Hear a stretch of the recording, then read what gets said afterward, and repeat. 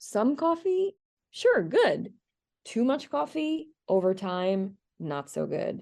So just kind of taking an audit of where you're at. Is coffee running your life or are you running it? That's right, indeed. Making sure you run that coffee. That's right, indeed. Instead of it running you. That's right, indeed. It's like I had a bad visual of a giant coffee mug chasing a human down. And then in reverse, it was the human chasing the coffee down. It's like, Yeah, is it running you? good. Yep. You are now listening to the podcast where authors inspire listeners to become authors, the Going North Podcast. I'm your host, certified self-leadership trainer, best-selling author, and book enthusiast Dom Brightman. And you're going to be listening to a different author that will inspire you to join the business of immortality, known as authorship. Now let the fun begin.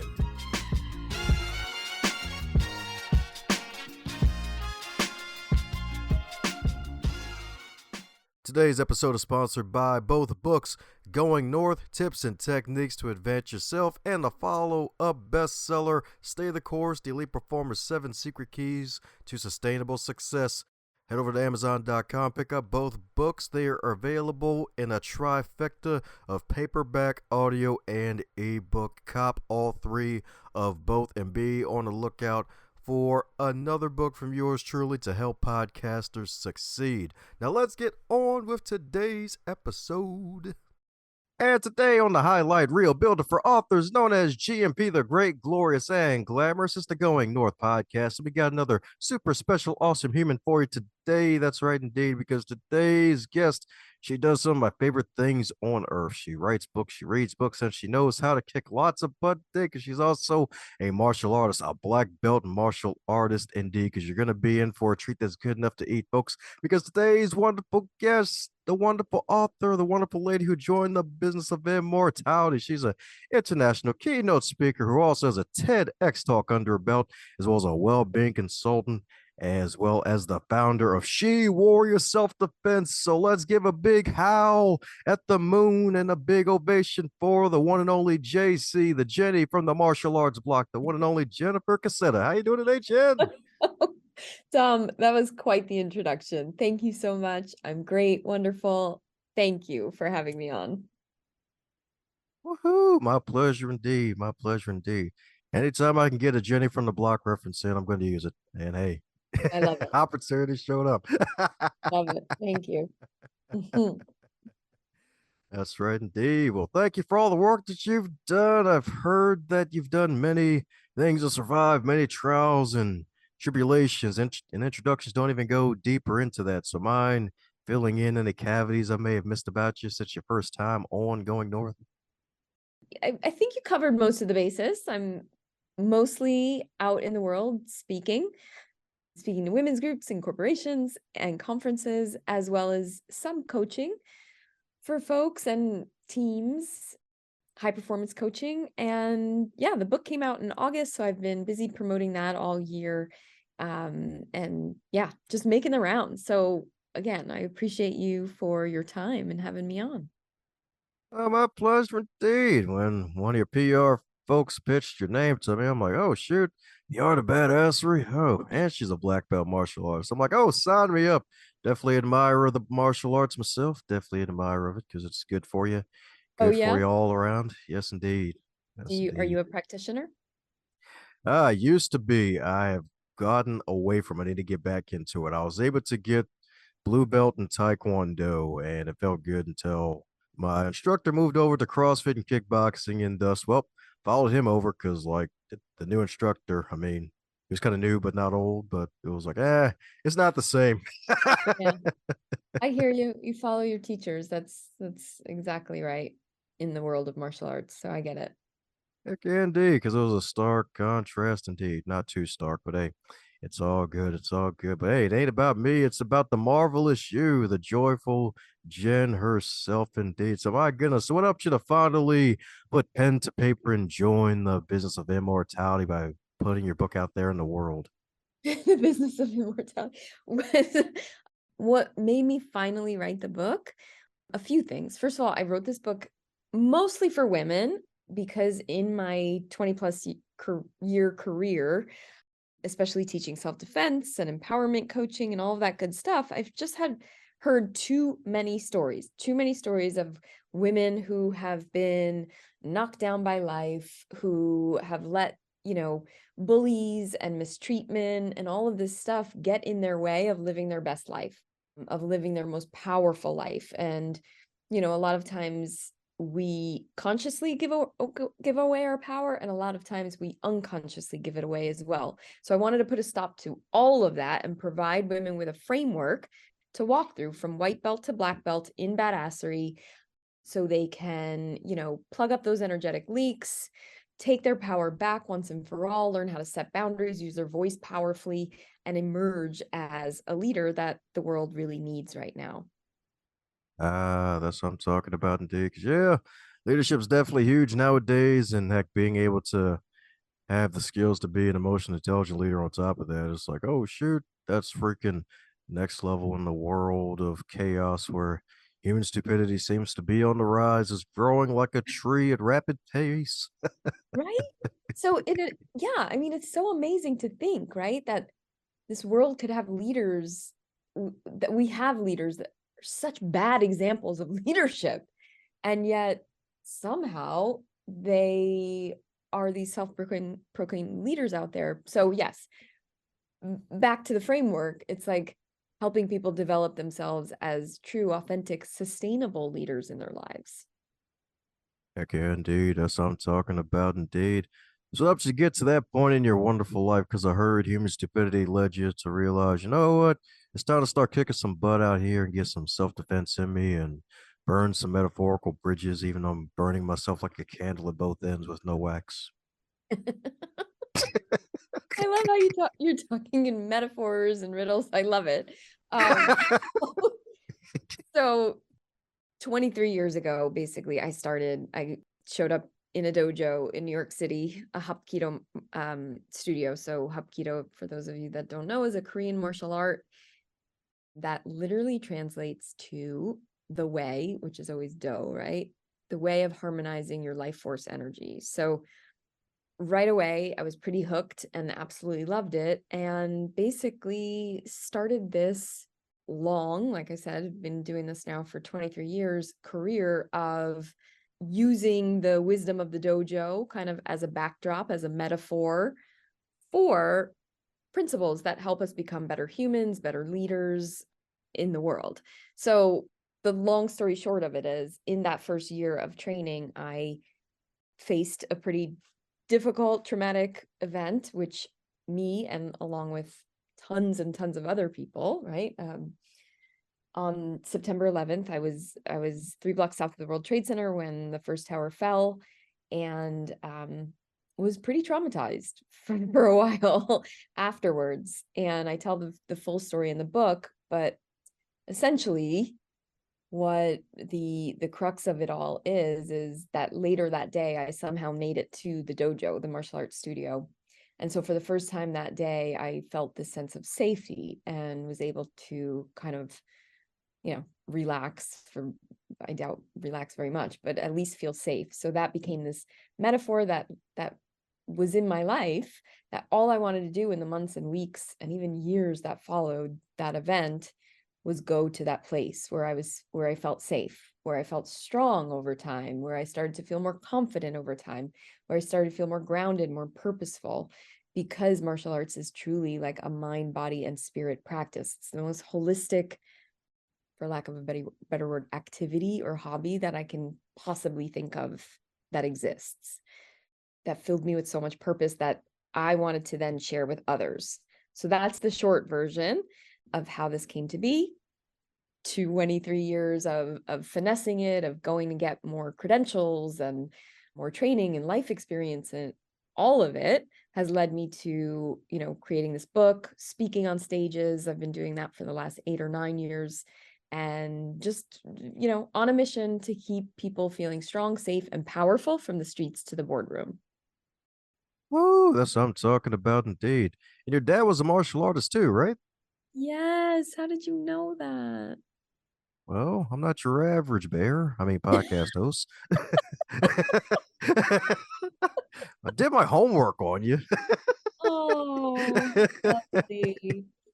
Yes, yes. My dad was a martial artist. He passed away in 2016, but he was the one that got me started in all of this. He was doing taekwondo like yourself. He started in his maybe at 50 years old or his early 50s, and all the Oh way wow.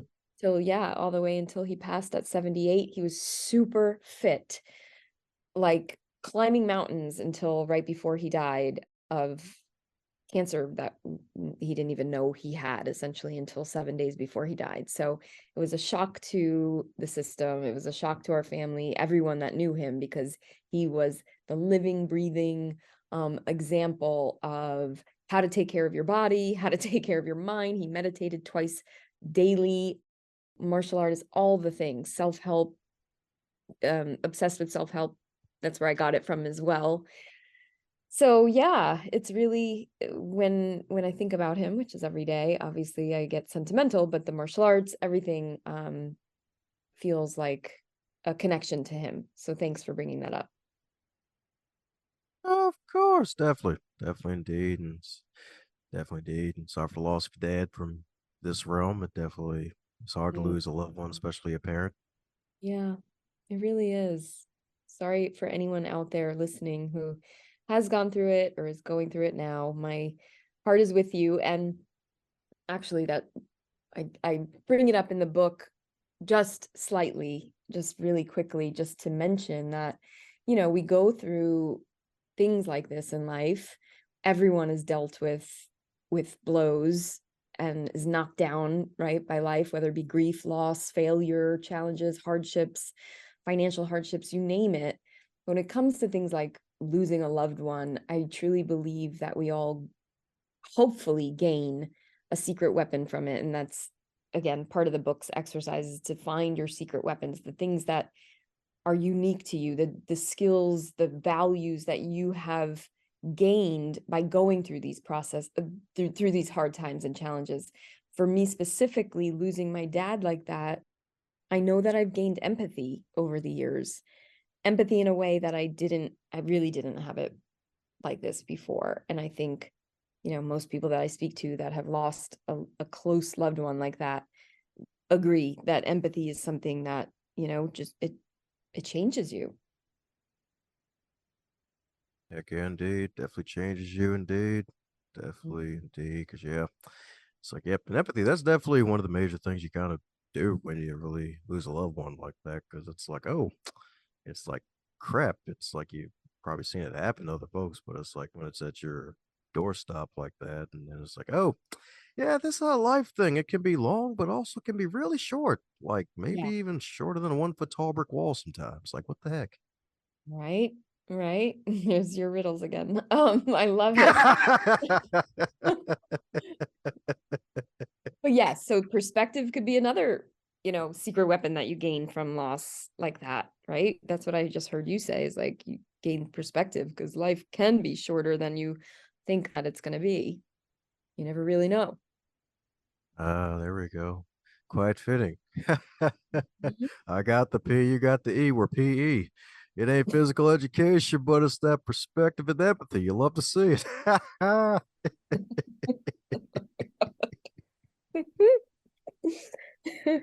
boy. That's right, indeed. That's right, indeed. But hey, that's definitely good. And the power of like, hey, like just acknowledging the wonderful loved ones in the past and then moving on from it to the future by honoring them and helping others to grow. So, speaking of helping Hmm. folks find a secret weapon, like when did it all come together for you when you realized, you know what, been coaching folks on how to eat right through the wonderful nutrition and been teaching folks through the self defense and then eventually keynote speaking? Like, what helps you to finally decide, let me put all this together and go out into the world and really be a superwoman? Yeah. Well, thank you.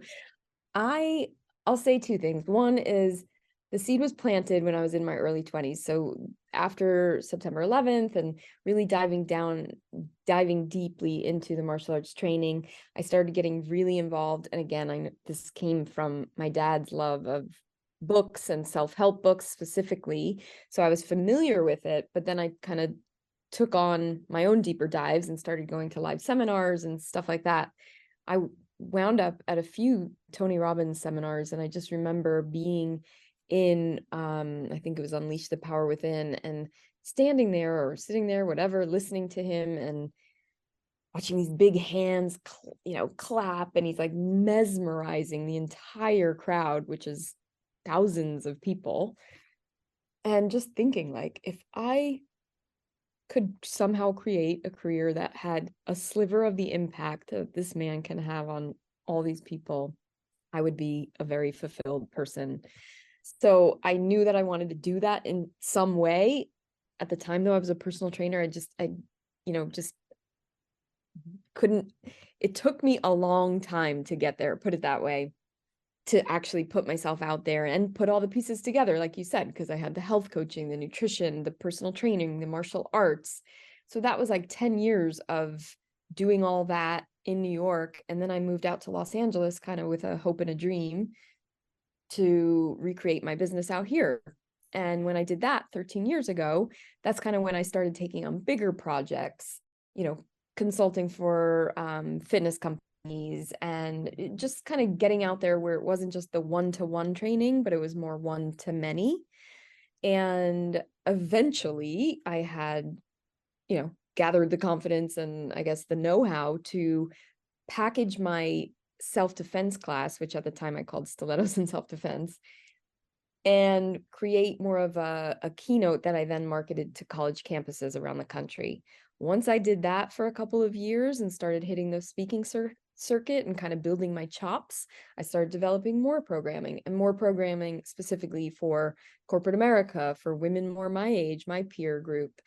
And that's when I started hitting bigger stages and, like I said, big conferences and stuff. So from there, someone sees me here and they recommend me for this one. And, it was just kind of like this word of mouth, rolling, growing business as I move into the future, essentially. Woohoo! Moving into the future. That's right, indeed. Moving into the future. That's right, indeed, with that confidence. Can't spell cassetta without confidence, indeed. That's right. That's right, indeed. That's right, indeed.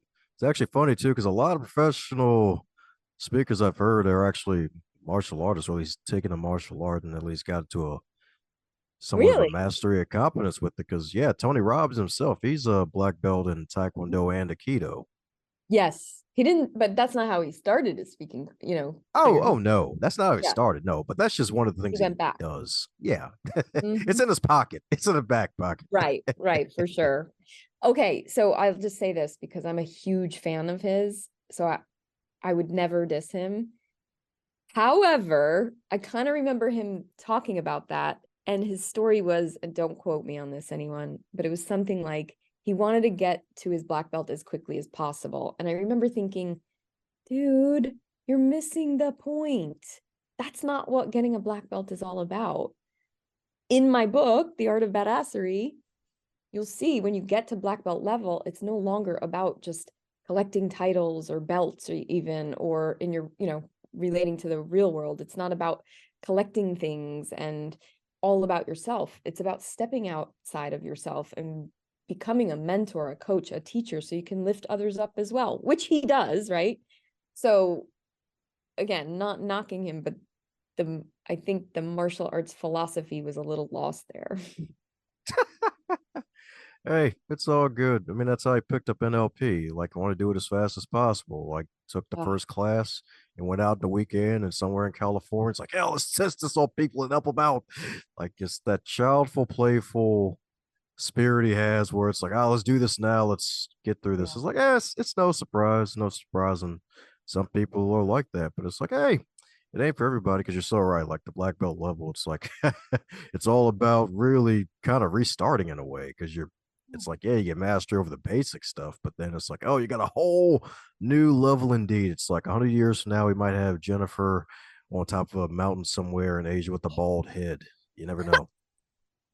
I don't know if I shave my head, but I was just on mountains in the Italian Alps last week. I'll stay there, skip Asia with the bald head. Okay, it'll be white hair. Okay, fine. Yeah. No problem. I can dig the gray. But hold on, you just said something that I was like, yes, yes, yes. Mm, blank. Go ahead. I mean, if it's still cooking in there, it's cool. This could be a crock pot conversation sometimes. You never know. Yeah, I lost it though. But essentially the black belt level is it. Oh, that's what it is. I always say and say it in the book, black belt level is not the end. It's not even the goal, right? It's just the beginning because you have your foundation. And now what? Now you're just building on that foundation. Life is still going to test you at all the levels, white, yellow, orange, green, blue, red. They're going to keep throwing you all these tests and you're just going to keep, getting back up with all the skills and the foundation that you have already. So yeah, black belt is just the beginning. Just the beginning indeed. And speaking of just the beginning, what are you excited about over the next 6 to 12 months? Because I know you got some other Mm. stuff probably on the way. Maybe even a part two, since it's probably going to be the 1 year anniversary of your book by the time this comes out. Um, yes, I want to write another book and I have it as one of my goals. I just haven't sat down to start yet.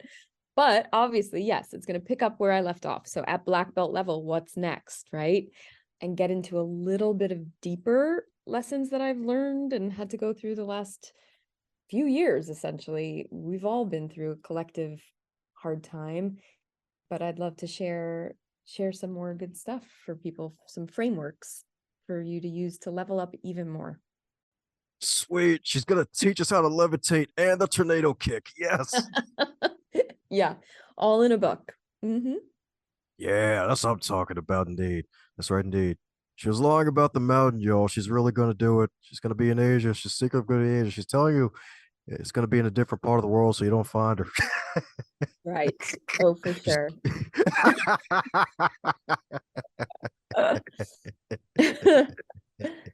Yeah. So my goodness, so with the wonderful journey of martial arts, there's probably going to be some setbacks along the way when you're getting through the different belts, depending on what type it is and what kind of instructor you have. So my goodness, any wonderful, even though they probably weren't wonderful at the time, setbacks that actually became a setup for your success. Oh gosh, so many. Where do I even begin? Again, a few I share in the book. So coming to California, with no business and starting from scratch, that was but that was intentional, right? It wasn't like my business was taken away from me. I literally left my clients in New York and came out to California. So that's not necessarily going to count for this. What I would say is, fun things. Like I was on a reality TV show on ABC TV called My Diet is Better Than Yours. And Oh yeah. yeah, yeah, terrible name, but I didn't name it. And, when I got the call and the audition and had to wait and wait and wait and wait. And when I finally got the call, I was like, okay, this is it. This is my big break, move over Jillian Michaels. Jenn Cassetta's in town. You know, I'm not that hubris, but I, had that kind of like vision in my head, like this is gonna happen. And you know, again, it's a long story, but I get there and on every reality TV show, I feel like there's always that one person that brings the drama. Well, that was my client, and they paired me up with her, and it was a rocky start, but then we got into like a groove where I was training her, I was teaching her my nutrition plan, I was teaching her martial arts. Like we got into this cool groove, and over time, we only had 6 weeks together in Atlanta while we were filming. And essentially, you're watching all the other couples, and what couples, I mean a trainer and a client, get along and getting and moving and having great progress. But every week my client would, have some kind of meltdown. Anyway, fast forward to the second to last episode, and I'm taught my client the whole curriculum for white belt level, and I was testing her for her yellow belt in Hapkido. And again, we had lots of arguments, let's call them, friction over the previous week or days. And during the test, I lost it. I'm going to totally own it. But she was very disrespectful. And again, this teaching my martial arts to people who are not respectful of it or appreciative of it doesn't really feel so good. And I let it go on her. I was like, that's it. I'm done. And we wound up in this huge argument, right? Thank God it wasn't live TV, but huge argument where I dropped the F-bomb on national television, and that was it. The next day she walked off the show, and technically I was fired from a reality TV show. So I would say that was kind of a low point.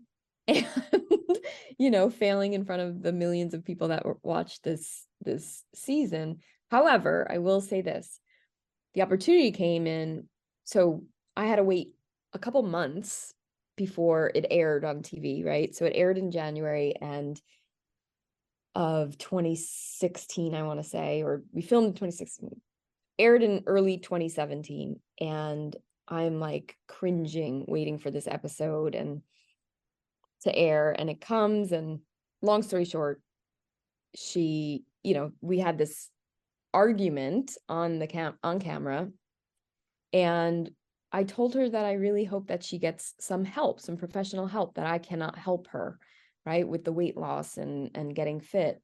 There's just other stuff that she needs to deal with first. Well, she blew up and got really offended by that. But what wound up happening was, when people listened to that around the country, they were like, yeah, finally, someone's talking about weight loss, not just being about calories in, calories out. Finally, we're seeing that people with health issues, a lot of times there's a lot of stuff going on mentally that either therapy or good coaching or time, I didn't have enough time with her to be able to help her in the way that she needed help. So it actually wound up being really great. And all these people from around the world were DMing me and sending me messages and thanking me for bringing that conversation to television. Woo! That's what I'm talking about. The double engine is in your engine, y'all. That's right, indeed.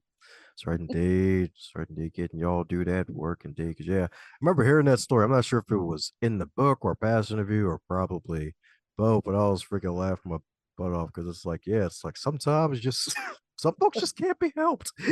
Exactly. Or like refer out, because I can't help you, and I finally got to that point, like, I am not the person, so we're gonna have to find you someone that is. Heck yeah, indeed. That's right, indeed. Refer them out, indeed.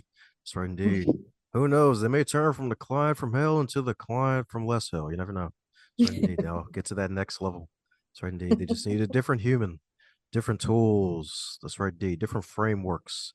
That's right, Hmm. indeed. Different bed frames, different headboards and footboards. You never know. That's right. Oh boy.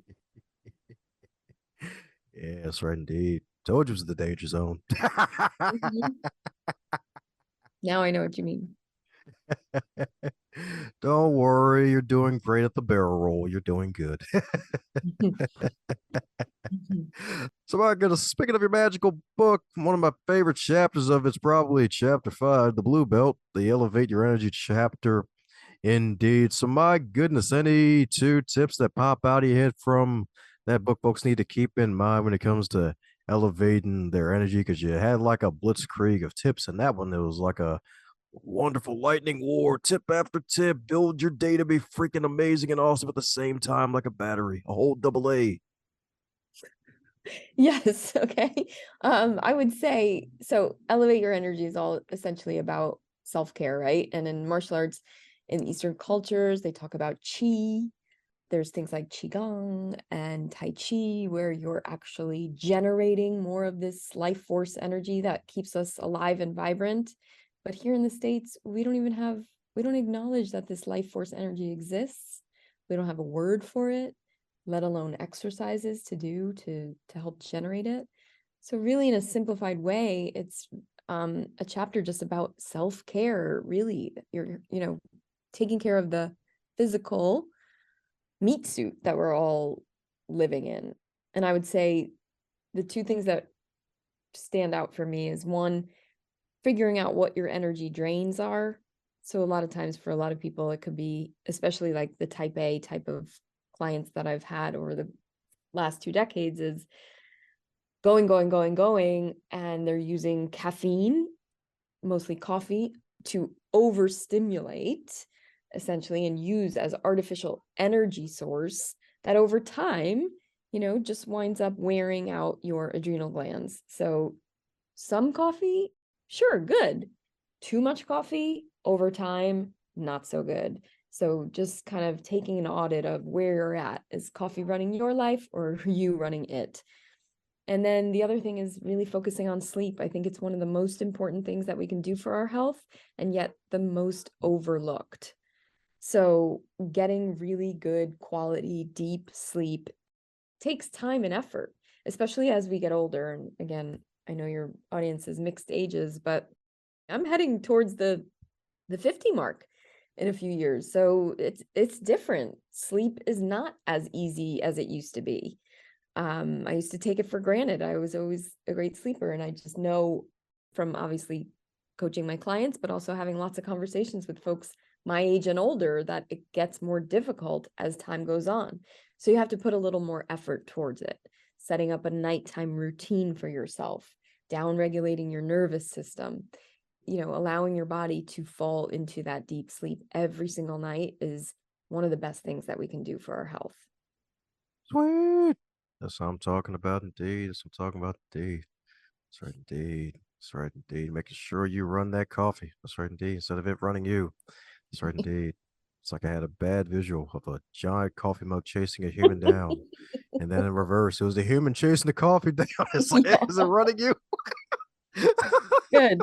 Yep. That's funny. That's right, indeed.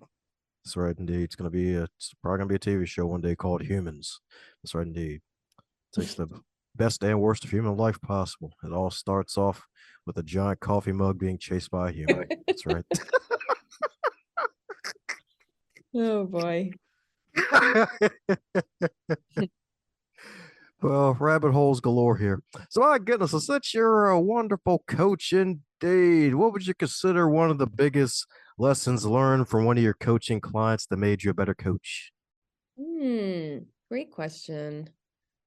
Again, in general, the pattern that has made me a better coach is getting more into mindset, is learning NLP. Like you said, I wound up doing a deeper dive into NLP recently, and versus, let me back up, versus how I was trained as a health coach, as a nutritionist, to just, give people solutions. Over time, for some people that works, right? Eat this, don't eat this, do this for working out, take care of your lifestyle, blah, blah, blah. But for those people that never made the changes, even though they know what to do, well, then what? That's where, the NLP or the mindset work, all of those things come into play. And for some reason, I just kept getting served that lesson over and over and over again with clients that were very smart, very successful in the world, but somehow would not get their health under control. So it would plague me. It would upset me for years. Like, I can't help these people. But once I started letting go of the prescription and doing deeper dives with them, having them come up with their own answers, and their own solutions, that's when I really started to get better results for those tricky clients. Ah, there you go. That's right, indeed. She's got one of those communication combination locks, y'all. The good old NLP. That's right, indeed. That's right, indeed. Digging within the clients, be like, I see what's going on in that head of yours. All right, cool. Mhm, There we go. Self sabotage. That's right, mhm, indeed. Let's help you get rid of that one. And it's like, oh crap, they're talking about power draining stuff. No, they're just empowering themselves. I got to get them to stop it. mhm. Yeah, it's hard. It's tricky. That's right, indeed. That's right, indeed. So, my goodness. So, since you're a top performer, has there been any days where you felt demotivated, and how'd you help yourself to get out of that rut? Oh my God. Yes, of course. I feel that way a lot. One is my meditation. I have a daily practice that I rely on. It has changed my life. It is a practice where I use gratitude and visualization for the vision that I'm creating for myself, or the future that I'm creating for myself. So it's like an active meditation, but it has really truly changed my life. So I set my state for myself, every morning like that. And sometimes it doesn't last all day, but at least, for that first part of the day, I'm amped, I'm pumped, I'm ready to go. And I would say also, taking a break. I finally just took a really great vacation when I felt like I would kind of worked solid through the whole pandemic, head down, wrote the book, planned the tour, did all the things. And I was getting to a point where I was really not down, but kind of like cranky, I just needed a real true break, not a couple days off, not just, a long weekend, but or a family trip or something like that, but truly going. I went on a women's retreat, hiking retreat in the mountains of Italy, and completely disconnected from, my business, my life. And I came back so recharged and refreshed. So, things that you do on a daily basis, like meditation, but also sometimes you just need to take a break. Woohoo! That's right indeed. That Kit Kat swag that we all truly need. That's right indeed. That break time indeed. A true break. That's right indeed. Taking that trip across overseas, different environment. Turning off the phone, putting the do not disturb mode. That's right indeed. Recharging so you can be back to full power. Yes. Unplug and plug it back in again. There you go. That's what I'm talking about. Mhm. Unplug and then plug it back in. That's right indeed. That's right indeed. The IT call center's first answer for everything, y'all. It works on humans too. You never would have thought. Right. That's right indeed. So my goodness, a fun question for you. If your fabulous book, The Art of Badassery, unleash your mojo with wisdom from the dojo, or should I say wisdom of the dojo. If that book were a food, what would it be and why? If the book were a food, it would be what's something that has lots of layers? Lasagna. One layer, then the next, then the next, then the next, then the top layer, that crusty, great cheese at the top is like the black belt level. The, yeah, the finale. Woo. There you go. That's right indeed. You found the cheesy podcast host for a reason. The book is lasagna. That was a hard question. Oh, I'm sure you've broken things in half harder than that question. Yes, for sure. That's right, indeed. That's right, indeed. So there you go. The art of badassery is a lasagna, y'all. That's right. Eat up. There's plenty of layers. That's right, indeed. Mhm, That's right, mhm. indeed. You'll have your layers for the winter. Right. Oh, man. Well, we're coming down to the magical question that every guest gets to receive. And that is if wake up tomorrow and you were 25 again, but you're still in the current year, what advice would you give to yourself? Oh dear.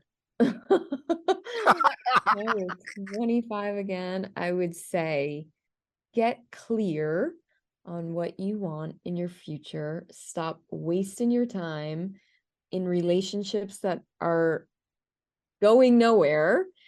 Yet live your life, have fun. Like, just don't worry about the relationships. Don't focus so much on them. They're not that important just yet. Go live, go travel, and do your thing and have your North Star of what you want in the future. Woohoo! That's right, indeed. Get clear, y'all. That's right, indeed. Name of the game, go for clear as water. Don't get clear as mud. Don't do it. That's right, indeed. That's right, indeed. Clear as mud becomes mud pies, and then you try to walk across, and then you end up making that wrong left turn at Albuquerque again. And then you wake up and realize, crap, It was a bad nightmare. It was the Cookie Monster this whole time. That's right, indeed. That's right, indeed. So get clear, y'all. That's right, indeed. Get clear. Indeed. Especially in the 20s, can be hard indeed for some folks. Where it's like, crap, Yes. I'm still lost. Somebody find me. Wow. But hey, the good news is we don't need them like that when it comes to keeping up with you and your content. So for those who need to keep up with all the stuff that you're doing, Jen, what's the best way for folks to do so? Yes, so you can go to my website at jennifercassetta.com, or I'm mostly on Instagram and LinkedIn. So Instagram at Jenn Cassetta, 2 N's, 2 S's, 2 T's, and my full name on LinkedIn. Woohoo! There you go. That's right, indeed. Bonus points if you send her a cassette with her name on it and be like, hey, this is one of your speeches from like your past life. It's here. Let me stop. Right, a cassette tape, if anyone knows what those were. That's right, indeed. If it's one of the Gen Zers, they're probably like, he 3D printed something from Guardians of the Galaxy. Right. Yeah. Well, thank you, Tom. This was truly a gift. Yeah, I'm gonna let you lead. Sorry. No, you good. You good. You probably know I do a used car salesman bit. That's probably why he did this. He's like, I'm gonna stop him from using that darn penguin camel reference again. He ain't using it this time, but he ain't used it this time. But I got him covered this time. If I thank him, he'll forget about it. And he'll go to the thing. I was messing with you. So my goodness, so before I open another can of rabbit holes that have worms in them and early birds, is there any parting words you'd like to leave for the audience, Jen? I would just say, remember that all the power that you need, all the confidence, all the badassery that you need to live your most best life, your most confident life, your most powerful life is already within you. Just practice the tools in the book to help keep tapping into all of that good stuff, and you'll be on your way. If you're hearing this part of the episode, that means you're one cool individual. Thanks a bunch for tuning in, and if you enjoyed what you heard, be sure to share it with at least one other person in your network. Bonus points for 3. And be sure to check out the backlog too while you're at it, because there are hundreds of wonderful episodes to choose from as well.